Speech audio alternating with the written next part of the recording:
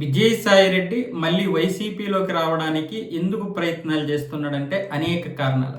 ఆయనకి వైసీపీలోకి రావడం కంటే బీజేపీలోకి వెళ్ళడమే ఇష్టం. ఎందుకంటే కేంద్రంలో బీజేపీ ఉంది, ఇంకా ఉంటూనే ఉంటుంది. పైగా వాళ్ళందరూ కూడా దృఢమైనటువంటి నాయకులు. కాంగ్రెస్లో ఆ ఇది లేదు కాబట్టి మరో 10-15 సంవత్సరాలు బీజేపీకి ఢోకా ఉండదు. కాబట్టి కేంద్రంలో బీజేపీ ఉన్నంత వరకు రాష్ట్రంలో ఉండొచ్చు, ఉండకపోవచ్చు, కానీ మరి ఢోకా ఉండదని చెప్పి విజయసాయి రెడ్డి బీజేపీలోకి వెళ్ళాలని ప్రయత్నాలు చేస్తే ఎన్డీఏలో భాగస్వాములుగా ఉన్నటువంటి జనసేన కానీ ఇటు తెలుగుదేశం కానీ ఇక్కడ నాయకులేమో రానివ్వడం లేదు. అందువల్ల పైనుంచి గ్రీన్ సిగ్నల్ రాలేదు. కానీ అధినాయకత్వానికి వైసీపీలో ఉన్నటువంటి విజయసాయి రెడ్డి లాంటి వ్యక్తి ఉంటే బాగుండేది అనేది మొదటి నుంచి ఉంది.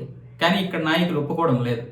మరొక వైపు ఏమొచ్చేసి కొత్తగా పార్టీ పెడదామంటే అంత ఇక్కడ పరిస్థితులు లేవు. కొత్త పార్టీని ఆదరించేటటువంటి పరిస్థితులు అయితే ఆంధ్రప్రదేశ్లో లేవు. ఈ నేపథ్యంలో రాజకీయాలకు దూరంగా ఉండడం అనేది విజయసాయి రెడ్డికి కొంచెం కష్టంగానే ఉంది.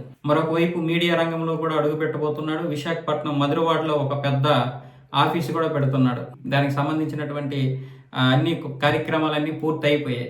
సో ఈ నేపథ్యంలో రాజకీయ బలం ఉండాలి ఆయనకి. ఇటువైపు వైసీపీ పరిస్థితి చూస్తే విజయసాయి రెడ్డి లేకపోవడం ఆ యొక్క లోటు స్పష్టంగా కనిపిస్తుంది. ఇక్కడ వరకు కొంతమంది ఏదో ఒకలాగా మేనేజ్ చేసిన జాతీయ రాజకీయాల్లో మాత్రం వైవి సుబ్బారెడ్డి లాంటి వాళ్ళు ఎందుకు పనికి రాకుండా పోతున్నారు.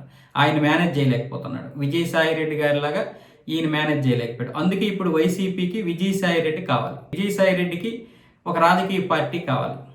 అందుకే ఇప్పుడు వీళ్ళిద్దరూ మళ్ళీ కలవబోతున్నట్లుగా వస్తున్నటువంటి వార్తలకి బలమైతే చేకూరుతుంది.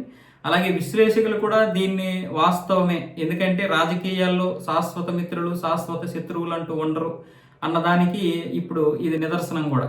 ఒకవైపు జగన్ ఏమొచ్చేసి సరిగ్గా ప్రొటెక్షన్ అంటే మంచి సలహాలు పాటించలేకపోతున్నారు. ఎవరి సలహాలు కూడా అక్కడ లేవు. అలాగనే వేరే వాళ్ళు చెప్తే వింటాడా అంటే వినొచ్చు, వినకపోవచ్చు, కానీ ఆయన తర్వాత ఒక నాయకుడు అంటూ ఇక్కడ లేకుండా పోయాడు.